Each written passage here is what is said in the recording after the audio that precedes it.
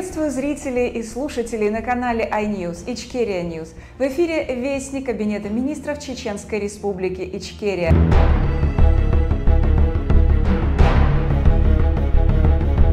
Визит делегации Чеченской Республики Ичкерия в Министерство юстиции Украины. Несмотря на продолжающуюся войну и сложную ситуацию с безопасностью, в здании Министерства юстиции Украины в Киеве состоялась важная и символическая встреча на высоком уровне.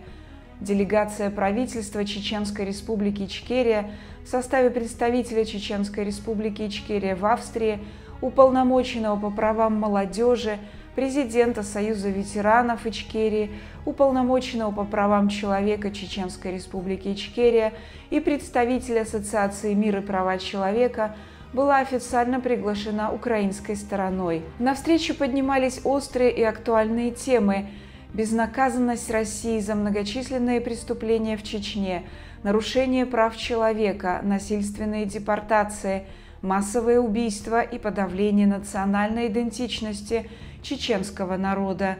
Было особо подчеркнуто, что эти преступления имеют все признаки геноцида и что трагедия Чечни сегодня повторяется на украинской земле. В ходе визита представители Ичкерии передали украинским коллегам книги о геноциде чеченского народа, в их числе издание «Когда сидеют дети» Мейрбека Тарамова, рассказывающий о судьбах чеченских детей в условиях войны и репрессий.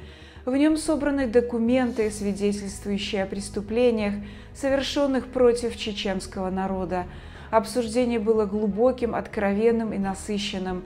Были заданы важные вопросы, достигнуты договоренности, начаты обсуждение возможных форм сотрудничества, включая совместные информационные и правозащитные инициативы. Визит стал важным шагом к усилению солидарности между народами Чечни и Украины в их общем стремлении к свободе, справедливости и восстановлению исторической правды.